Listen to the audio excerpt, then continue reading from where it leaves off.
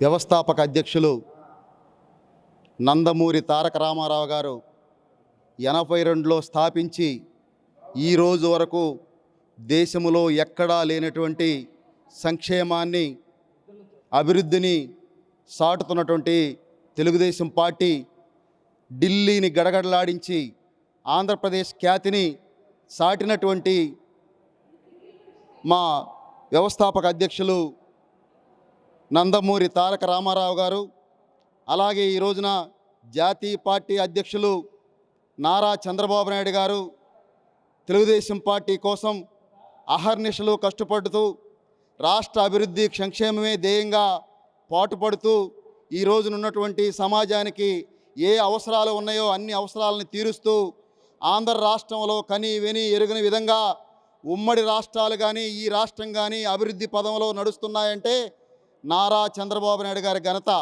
ఈ రోజున 43వ ఆవిర్భావ దినోత్సవం మేము జరుపుకుంటున్నామంటే అది తెలుగుదేశం పార్టీ కార్యకర్తల ప్రతిభ, తెలుగుదేశం పార్టీ కార్యకర్తల ఆకాంక్ష. ఎప్పటికీ ఆంధ్రప్రదేశ్ అభివృద్ధి కోసం మేము అహర్నిశలు కష్టపడి ప్రతి నిమిషం ప్రతి అణువు తెలుగుదేశం పార్టీ కోసం పనిచేస్తాం. మా నాయకుడు చివరి రక్తపోటు వరకు ఈ ఆంధ్ర రాష్ట్రం కోసం పనిచేస్తామన్నాడు.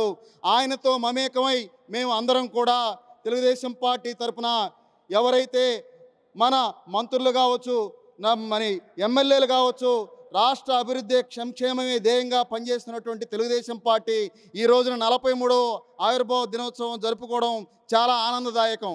రాబో కాలంలో కూడా రాష్ట్రం కోసం, ప్రజల కోసం, తెలుగుదేశం పార్టీ కార్యకర్తల కోసం ఇదే విధంగా కష్టపడతామని చెప్పని తెలియజేసుకుంటూ సెలవు తీసుకుంటున్నాను.